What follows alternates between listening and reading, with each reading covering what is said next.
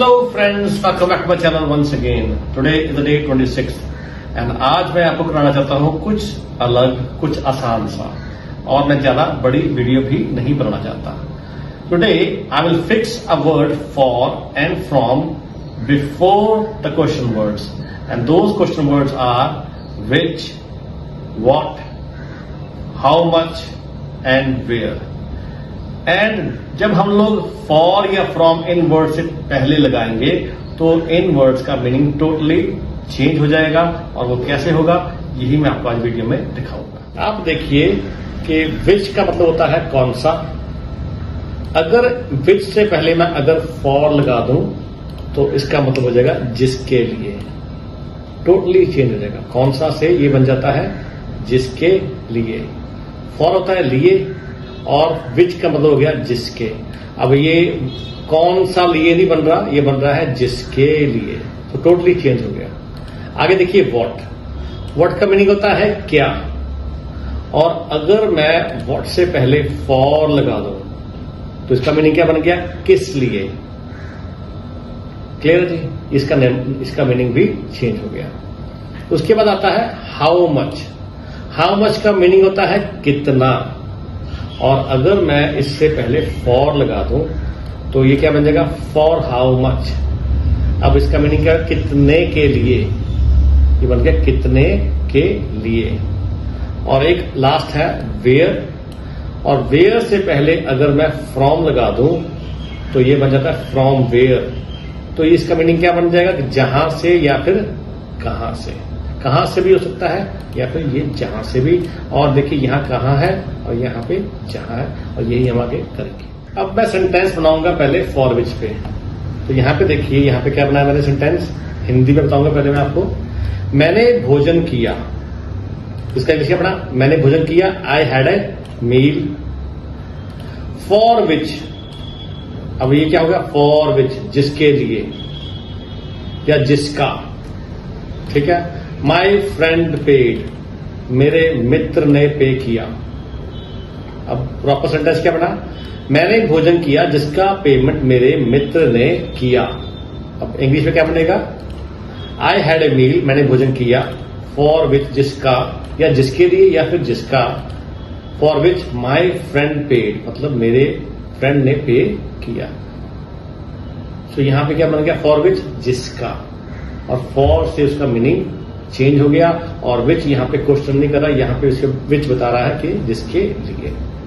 सो यही मैं आपको समझाना चाहता हूं. अगर आपने कोई ऐसा सेंटेंस सोचा जिसमें आ रहा है जिसके लिए, ऐसा कुछ वर्ड आपके मन में आ गया, तो वहां पे आपको क्लैरिटी होनी चाहिए, वहां पे लगेगा फॉरवर्ड. आगे देखिए फॉरवर्ड. अब फॉरवर्ड का मतलब क्या हो गया, किस चीज के लिए या उस चीज के लिए. कैसे, अरे मैं हिंदी में बताता हूं आपको. मैंने जो किया उसके लिए मुझे खेद है. अब खेद है, मुझे खेद है, क्या बना, आई एम सॉरी. मैंने जो किया, आई हैव डन, उसके लिए. किस चीज के लिए, उस चीज के लिए या फिर उसके लिए. और यहां उसके लिए क्या बन गया, फॉर व्हाट. तो क्या सेंटेंस बना, मैंने जो किया उसके लिए मुझे खेद है. I am sorry for what I have done. अब जिस चीज के लिए, उस चीज के लिए या फिर उसके लिए, जहां पे ऐसा सेंटेंस आ गया वहां पे आता है फॉरवर्ड. यहां पे फ्रॉम विच नहीं आएगा, और यहां पे फ्रॉम वेयर नहीं आएगा, यहां पे फ्रॉम फॉरवर्ड आएगा. आगे एक और सेंटेंस बनाया, वह उस चीज के लिए प्रसिद्ध है जो उसने किया. अब वो प्रसिद्ध है मतलब सुप्रसिद्ध है, मतलब क्या होता है, वेल नोन. तो ही इज वेल नोन उस चीज के लिए. फॉर व्हाट, जो उसने किया. ही हैज डन, उसने किया. ही हैज डन, किया है. यहां पे हैज प्लस थर्ड फॉर्म मैंने आपको एक वीडियो में पहले कराया था, आपको याद होगा. हैज डन, हैव डन, ये वो वाले सेंटेंसेस है, किया है. सो मैंने फिर बताता हूं आपको, वह उस चीज के लिए सुप्रसिद्ध है जो उसने किया. He is well known for what he has done. आगे देखिए, यहां पे आ गया फॉर हाउ मच. यहां इसका मतलब कितने के लिए. You are selling this bike, आप ये बाइक बेच रहे हो. You are selling this bike, आप इस बाइक बेच रहे हो. फॉर हाउ मच, कितने के लिए। और प्रॉपर सेंटेंस क्या बन गया, आप ये बाइक कितने में बेच रहे हो। कितने के लिए नहीं, यहां पे बन जाएगा कितने में बेच रहे हो। सो ये क्या है कि ये एग्जैक्टली ऐसा भी नहीं होता कि जो कितने के लिए अगर मैंने बोल दिया तो वहां पे कितने के लिए बेच रहे हो, ऐसा भी नहीं। थोड़ा बहुत चेंज तो हो ही सकता है, एक्सेप्शंस आर ऑलवेज देयर। और यहां पे क्या बन गया, आप ये बाइक कितने में बेच रहे हो। ऐसा ही एक और सेंटेंस है, फॉर हाउ मच, ये मैंने यहां पे एंड में लगाया फॉर हाउ मच, और यहां पे मैंने इसको स्टार्टिंग में लगा दिया और ये क्वेश्चन मार्क बन गया। क्या बना, फॉर हाउ मच, कितने के लिए या कितने में, you are buying this house, आप ये घर खरीद रहे हो। तो ये कितने के लिए नहीं, यहां पे भी कितने में, तो यहां पे क्या बन जाएगा क्वेश्चन मार्क। सो यहां पे क्या बन गया, हाउ मच होता कितना, और फॉर लगे कितने के लिए। सो क्लियर आपको, चलते आगे। यहां पे आ गया फ्रॉम वेयर। अब वेयर के साथ फॉर नहीं लगता, वेयर के साथ लगता है फ्रॉम। अब यहां पे अगर फ्रॉम लग गया तो इसका मीनिंग क्या हो गया, जहां से या फिर कहां से। कैसे, आगे देखिए, आई बॉट अ कार, मतलब इसका क्या हुआ, आई बॉट अ कार, मैंने कार खरीदी। फ्रॉम वेयर, जहां से या फिर कहां से। आई सोल्ड माई कार, मैंने अपनी कार बेची। तो क्या बन गया, मैंने वहीं से कार खरीदी जहां मैंने अपनी कार बेची, मतलब जहां से मैंने अपनी कार बेची, मैंने वहीं से अपनी कार खरीदी। तो ये ऐसा सेंटेंस बन गया। अब एक और सेंटेंस है, यहां पे देखिए, मैंने वैसे क्वेश्चन बनाया है अलग से, उसके साथ मैं फ्रॉम वेयर जोड़ूंगा ताकि आपको क्लियर हो जाए कि क्या मीनिंग में चेंज आता है। अब देखिए, did you buy this car, क्या आपने ये कार खरीदी, और मैंने यहां पे लगा दिया इसके साथ फ्रॉम वेयर, तो मैं इसका लगा कहां से। अब क्या हो गया, from where did you buy this car, मतलब आपने ये कार कहां से खरीदी। अब फ्रॉम वेयर लग गया तो कहां से, या फिर किसी की सेंटेंस में जहां से। यहां पे ऊपर वाले सेंटेंस में जहां बन गया और नीचे वाले सेंटेंस में कहां से।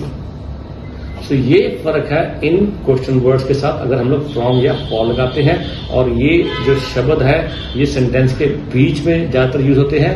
कहीं कहीं पे जैसे फ्रॉम वेयर हो गया, ये पहले भी आ सकता है, क्वेश्चन बना सकता है। फॉर हाउ मच हो गया, ये पहले भी आ सकता है, पर ये फॉर व्हाट ये भी पहले आ सकता है, और फॉर विच ये सेंटेंस में पहले नहीं आएगा, ये सेंटेंस के बीच में आएगा।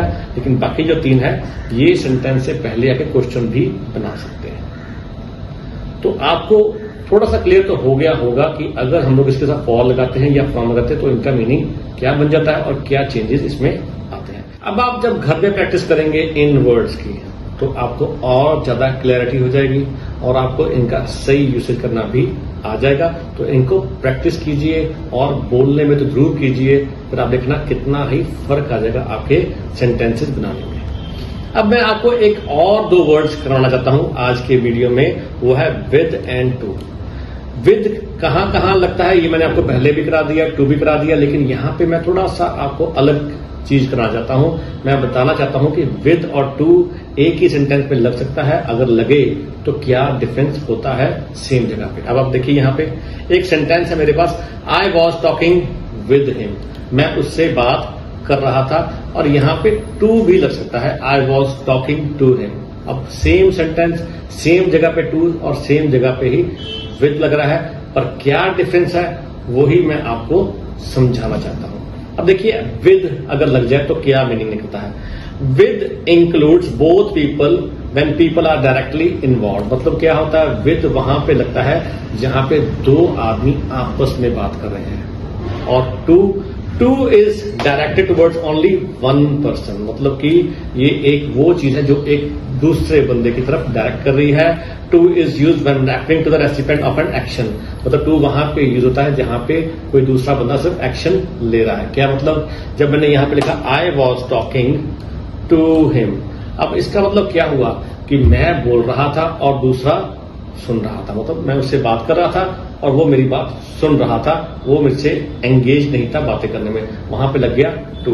पर जहां पे मैं लगाऊंगा विद, वहां पे क्या मीनिंग हो जाएगा कि हम लोग आपस में एंगेज थे। So I was talking with him, मतलब मैं उससे बात कर रहा था और वो मुझसे बात कर रहा था, टू में ये फर्क आ जाता है। मैं ये नहीं कहता कि आप टू लगा ही सकते हैं, टू में भी टू वे कन्वर्सेशन हो सकती है, लगा सकते हो। ये आपको सिर्फ बताने के लिए डिफरेंस कि विद एंड टू का क्या डिफरेंस होता है। एक और डिफरेंस होता है, विद वहां लगता है जहां पे हम लोग दो से ज्यादा बंदों से बात कर रहे हैं या दो बंदों से बात कर रहे हैं, मतलब मैं और दो और आदमी बैठे हों और जब मैं उनसे बात कर रहा हूं तो वहां पे विद लगेगा। और सही ग्रामेटिकली क्या होगा, आई was talking with Ram and Shyam, मतलब अगर मैं राम एंड श्याम से बात कर रहा हूं और वो भी मेरे से बात कर रहे हैं तो वहां पे लग जाएगा विद। टू वहां पे लगता है जहां पे मैंने सिंगल पर्सन की बात करनी हो। अगर मैंने यहां पे लिख रहा हूं I was talking to Ram और यहां पे राम ही रेसिपिएंट था मेरी एक्शन का, मतलब सब बातें मेरी सुन रहा था, तो वहां पे लग जाएगा टू।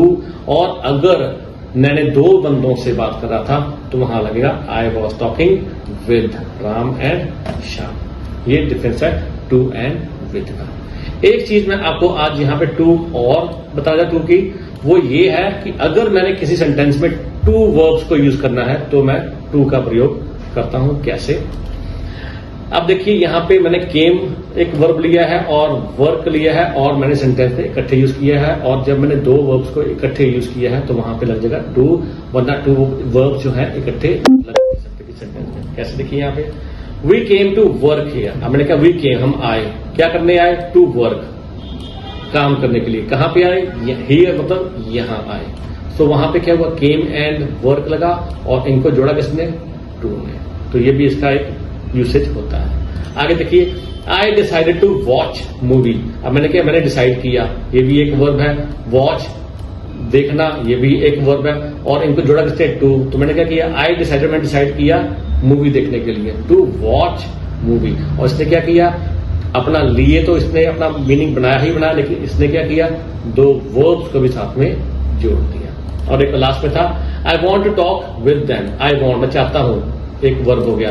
टू टॉक, बात करना, ये भी एक वर्ब हो गया। किनके साथ? उनके साथ। सो मैंने क्या लगा यहाँ पे, I want to talk with them, मैं उनके साथ बात करना चाहता हूं। अब देखिए यहाँ पे टू लग जाता आसानी से, पर यहाँ पे एक बात खराब हो जाती, जब मैंने देम, दो लोगों से बात करनी है, दो से ज्यादा लोगों से बात करनी है, तो वहां पे टू नहीं, यहाँ पे विद आता है। और विद क्लैरिफाई करता है कि मैंने एक से ज्यादा लोगों से बात करनी है, और टू क्लैरिफाई करता है मैंने एक बंदे से बात करनी है। सो ये था आज का मेरा वीडियो। आई होप कि आपको ये इंटरेस्टिंग लगा होगा और आपको काफी कुछ सीखने को आज मिला होगा जो आपने पहले नहीं सीखा था।